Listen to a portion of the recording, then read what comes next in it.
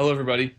Welcome into the second ever in-person episode of Everybody Loves Royals. I know it's a highly anticipated thing that y'all been waiting for and requesting. Everyone I know is just screaming at me, do more in person. So we had to just do it. So Here we are. oh wait, hold on. This is a really important detail for today. There we go. There we go. Shout out Joe for the hat. Whoa, it's going crazy. I wish I could make it stand up straight. But yeah, that thing's pretty nice. I'm gonna be so distracted during the show because that's like shiny. Oh, Exposed. I felt I really wasn't. Wait, don't look at me! Don't look at me! Well, totally typical. As soon as we film and release an episode of Everybody Loves Royals, the Royals decide, let's make a trade.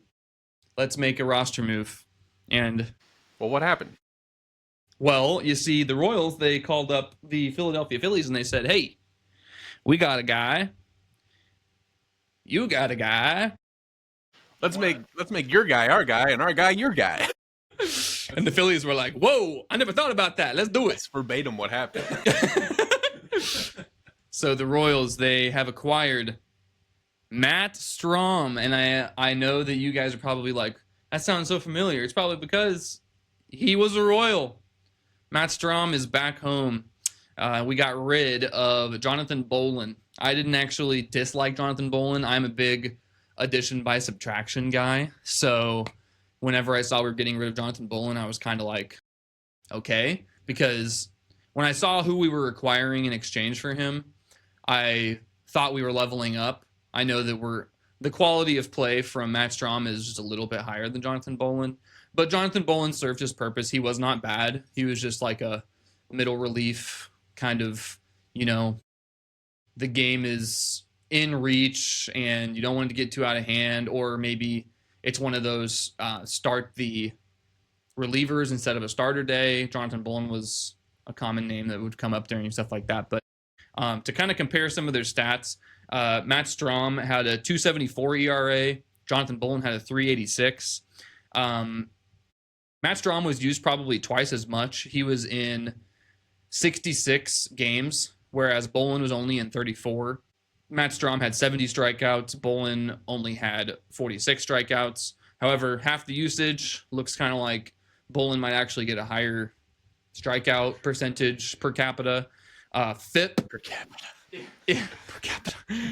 FIP. If you guys know what FIP is, Brandon, you might be able to educate me because I have no idea what FIP means, but it's a important statistic. It's like a more accurate ERA is the way to look at it. So really? It works similarly to ERA, where the lower the number, the better, and you're still wanting to be in that kind of 4 or lower. 4 is kind of league average. So you have Matt Strom is sitting at 2.99. That's a really good spot to be in. And Jonathan Bolin just under 4 there in that. But okay.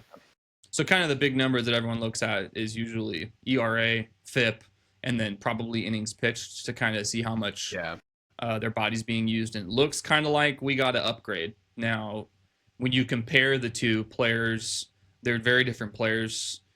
Matt Strom's left-handed pitcher. Jonathan Bolin's a right-handed pitcher. And why don't you tell the people a little bit about the control? Because I think that's probably what the Phillies were wanting and what the Royals were wanting. They're both doing completely different things. Yeah, so it is interesting because this is the opposite of what the Royals have been doing, is getting team control. So they got Matt Strom. Matt Strom's a veteran in the league. 2024 had a career year. 2025 followed that up with a great year. But Royals he's only under contract through 2026, and Jonathan Bolin is under team control in Philly now through 2032. So really give up a lot of control. But my thought is, just with some of the moves that the Royals are making, is they don't necessarily have to be a win now team, but they feel like they're kind of doing a win now. Bring Isaac Collins, who I still think the Royals are going to go get a left fielder, get Nick Mears, bolster up the bullpen, and now Matt Strom. And the Royals had a nice bullpen already. Yeah. So, but now it's even better because you have Estevez, Ursig. Now you can go Mears, Strom, and kind of flip a coin, and you're going to be happy either way. Yeah. But Matt Strom's 34 years old, so on the back half of his career, still really effective though. Yeah. His best years have been his most recent years. So Yeah. but 1 year control. Yeah. It feels like I said, they're doing opposite things. The Phillies are kind of wanting to find someone that can come in and be one of their middle relief people, low leverage, whereas Matt Strom is come in and help us when we really, really need it. And it's kind of showing me what the writing on the wall is with the Royals. You mentioned it. It kind of feels like they're in win now mode.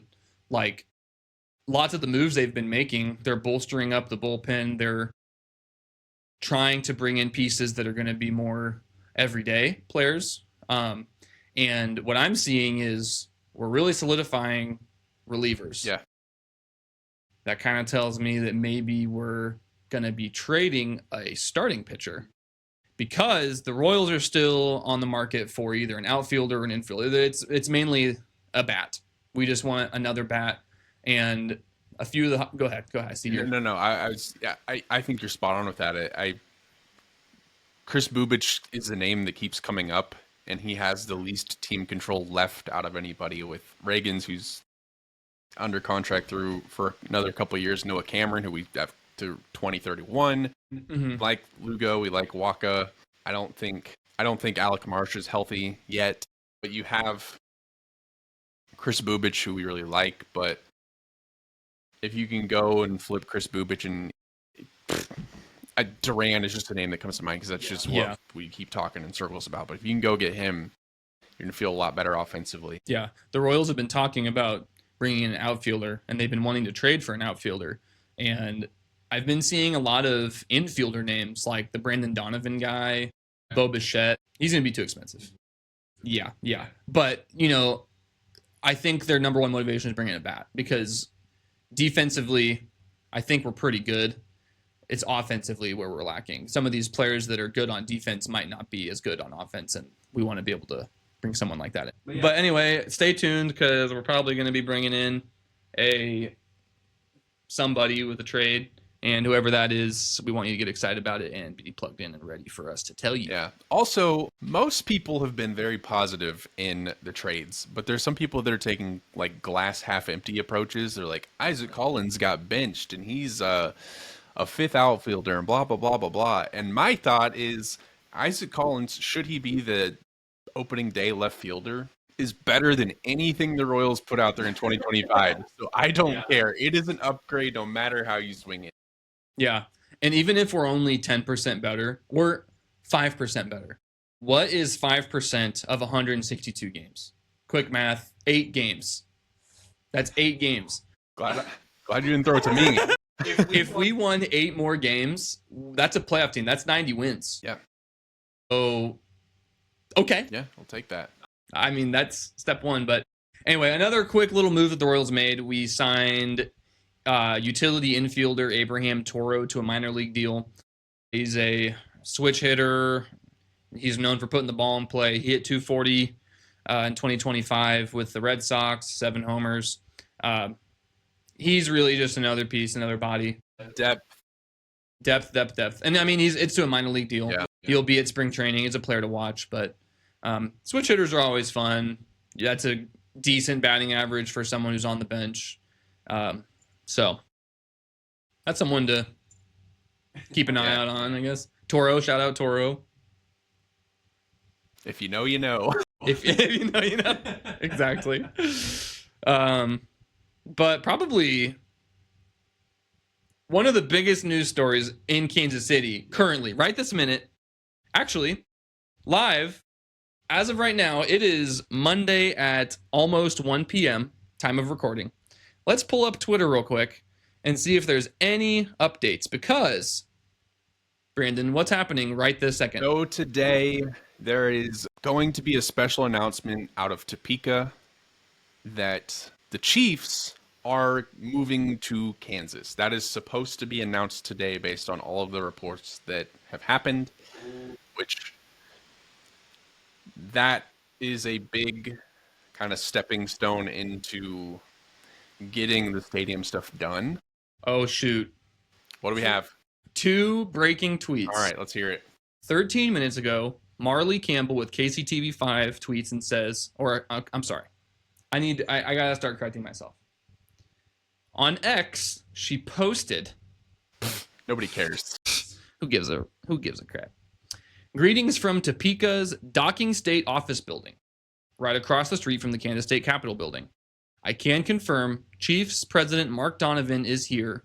Big news is incoming. And the photo shows Capitol Hill, Topeka with microphones.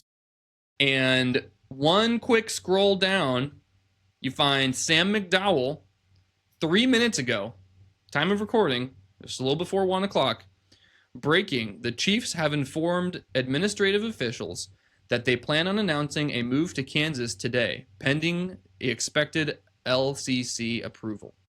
And that's from Sam McDowell, notable writer, notable columnist with Kansas City Star. So that is huge news and somewhat expected that one of the two teams, if not both of them, were going to move. But the Chiefs want a dome. They want to have Super Bowls. They want to have Final Fours. They want to have all of the events that they possibly can. And this is the way to do it. And the reason we bringing this up for you today. The Chiefs are moving to. The reason we bring this up to you guys is because this has literal direct implications on what's going to be happening with the Royals. The Royals are moving. We all know that. But with the Chiefs moving to Kansas, it shows you that the Chiefs weren't able to do anything with Jackson County or the city. I don't think the Chiefs wanted to. They didn't want to have to get a vote approved. They didn't want to have to go through the whole brouhaha that they went through in April of last year, of 24, with the vote and then it getting turned down. This gives the Chiefs complete control of what they're doing, and it's hard to tell you that Mark Donovan's not going to be watching this and just be licking his chops. You know, like he's probably drooling thinking about the idea of getting 70% funding for the stadium for free, essentially. No vote. The Star Bonds. Yeah, no votes, no nothing. So I don't know where it's going, but my immediate thought is Chiefs and Royals are moving to the Legends area. I think there's a lot of land over there that's for sale, and not even for sale, but places that want to like be the areas. That would be insane. And you know what? Hot take, kind of epic, actually. I would have rather them stayed in Missouri as a Missourian, just because of all of the obvious benefits of having the teams here. But I think the Chiefs are about to build the greatest stadium on the planet. Why do I feel like it's not going to be? I feel like it's going to be just another. I really hope it's not. Don't quote me on that. If it's Allegiant or SoFi plus better, that's the greatest stadium on the planet. Okay, you're right. No, I think for me, for the Royals, for Kansas City, for Jackson County, I think they got to send it into overdrive and make sure they can do anything possible to keep the Royals here, because you don't want to lose both teams. It felt over this whole, I've said it already, but it felt inevitable over this whole process that one team was leaving. Now let's make sure that both don't leave. So Mayor Lucas, Jackson County executives, like, we got to go. We cannot lose both teams. And how do we make downtown happen? Dude, I've been seeing so many rendering pictures of the one that got downvoted, the Crossroads location that was connected to T-Mobile Center. Yeah. And I don't know if that's still a option. I know that if they presented a better plan, maybe the people there would be more open to it. But as far as I know, there's like a couple businesses, a strip club, vacant lots, vacant buildings. Yeah. And just seeing those renderings, I can't think of a better spot in downtown Kansas City. Like, if you're talking about what's the backdrop of, if you're sitting in Kauffman Stadium, what do you see as a fan as the background of the photo? Yeah. Like POV Royals fans sitting home plate, upper level, what do you see in the skyline behind you? Like, sure, there might be better spots than what it was there, because it was facing the T-Mobile Center and it was facing northeast. So like the renderings that they showed, I mean, maybe I would have done northwest, so it's pointing towards like the Bartle Hall things that stick up. I don't know what those I are know called, what you're but talking about, yeah. like it'll show Kauffman Center. But anyway, like that was such a like that was the best like possible location downtown in my opinion, because you go to the Royals in the game. middle of everything. Yeah, you imagine the afternoon day games where you go there, you get lunch, you go to the Royals game, and then you go walk right across that little bridge to Power and Light District, Yep. and you're able to go to a concert or you're able to do whatever. So I'm hoping that that's still an option. I have no idea. I'll be honest. I apologize for not being as educated as I probably should be with that. But Well, it's hard to be educated when we just don't know. Like they've just been kind of mute about it. But yeah, and then the Leewood location having such negative talks, it almost feels like they wouldn't do that. Like yeah, I feel like it'd be kind of a bad look if they went forward with that plan. But I'm almost wondering. I don't know. I'm almost wondering if the Chiefs news and the feedback from Leewood and OP does kind of be like, all right, well, let's figure out Missouri for like John Sherman and Colin Maxey, Brooks Sherman, whoever all is involved in that process. yeah, But it's interesting because literally a week ago, I'm like, oh, I thought it would be the end of the year and we'd hear something. And well, we did hear something. It was just from the team across the parking lot. yeah. Well, any news as far as stadiums are concerned is good news for me at this point, because we've been waiting for years since they first announced that they were going to leave Kauffman. What was that, 2 years ago or 3 years ago? I did a short on it. Tune in, go check it on that. But it was at the time of the recording, it was either 2 or 3 years since John Sherman announced his intentions to leave Kauffman, and it's just been I'm not going to keep harping on it, but it's been so much nothing. It's been so much like hurry up and wait. And every time someone talks about it, it's just like it's like nails on a chalkboard at this point, because I know nothing's going to actually happen. So today, with an announcement being made, that's awesome.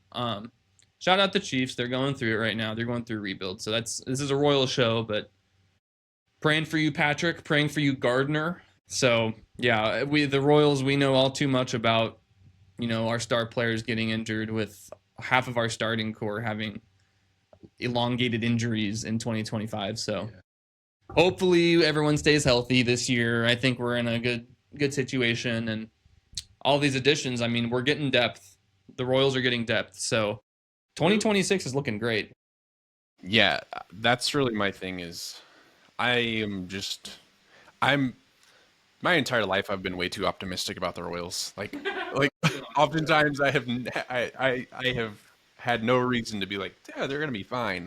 Yeah. But everything like Jack Caglione's gonna be better. Carter Jensen's going to be impactful. Vinny, Bobby, Mikel, Salvi, Isaac Collins in some fashion. Jonathan India has to be better. It's just everything seems like it's falling into place on paper. Yeah, I completely agree. And not even on paper, like the feel. Like, does it pass the smell test? And so far, this offseason is exceeding expectations. I did not expect like this level of optimism to be coming, because you texted me, I think it was March of 2025, and you said record prediction. Oh yeah. So I sent you a text, and I said I think I said 89 and something, whatever that record would end up being. That was basically with only the optimism of Chris Bubich being a starter and Jonathan India. That was really the two moves that we had made. Like, Jack Caglione wasn't really a thought yet. Carter Jensen wasn't a thought yet. Jack Caglione was, he'll be here at some point. It's just when. Yeah. So I was really, like, I thought that they were going to make a big jump. I thought they were going to be a playoff team and a little bit better, because they acquired one single bat and they acquired one single starting pitcher that could deal. And now we're looking at a better roster on paper. I mean, any one of these players could have a bad year and it would really suck. So it's possible. But like, we're looking at this glass half full. Like, we're trying to bring this to you in a way that you guys want. Like, you see what I'm saying. Like, I'm just so much more optimistic. And it's funny because I think that this optimism is way more justified than it was last year. I think, and I don't even think this is really like a hot take, but I think we have the best front office the Royals have ever had right now. And I say that I know what the Royals did in the 70s and 80s, so you could maybe make an argument there. I would have to familiarize myself. And I know the success, the sustained success that was built with those teams. But I see a front office that has an understanding of what this team needs more than anything else. And I know, like, that's not to poo-poo on what Dayton built, because he built a championship team. I mean, just for the sake of arguing, I would probably say, as of right now and today, the Dayton Moore regime with Ned Yost was better because they have a World Series ring. Sure, but I see what you're saying. I completely see what you're saying. I can walk it back. But what I mean is sustained success, right? Yeah. Like Dayton Moore was, I'm going to build this championship roster. I need you guys to be patient with me. And he did exactly what he said he was going to do. But then what else did he do? Nothing. Yeah. Where for a long. Feels like with this, we're not going to be good for 3 years. We're going to be good for 10 years. Yeah. Right. And that's what you have to have. And just JJ Piccolo just seems to be making the right moves. And I think the biggest difference is he has the support from ownership that I don't think we had before. Yeah.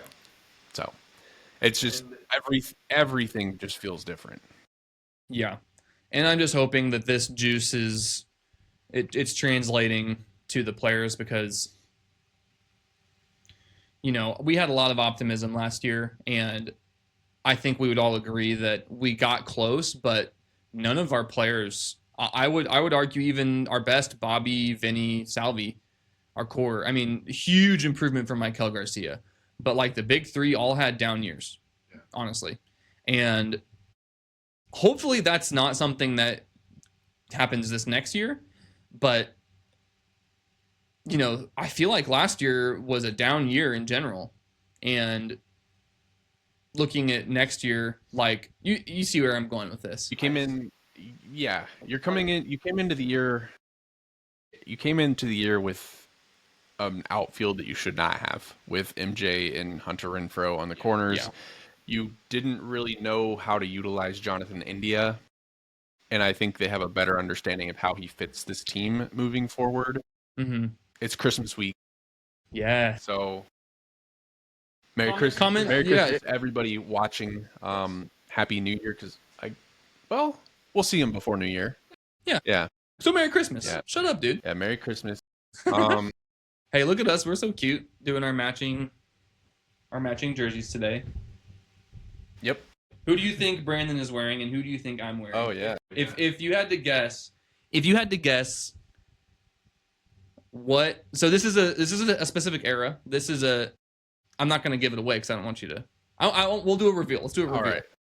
So who do you think Brandon's is going to be? Brandon first. All right, I'll go first. Here we go. Oh, Alex Gordon, greatest left fielder in Royals history, greatest outfielder in Royals history. Yeah. He deserves a statue. And his number retired. Yes, that is very true. If you guys don't know, Brandon is a big Alex Gordon fan, so that totally checks out. All right, you ready for mine? I'm ready. Drum roll, please. All right. Wait. I can do this. All right. Oh, baby. Eric Hosmer. What's his The backpack thing? Yeah. That was good. Comment down below some of your favorite Christmas traditions. Where are you from? What do they have there?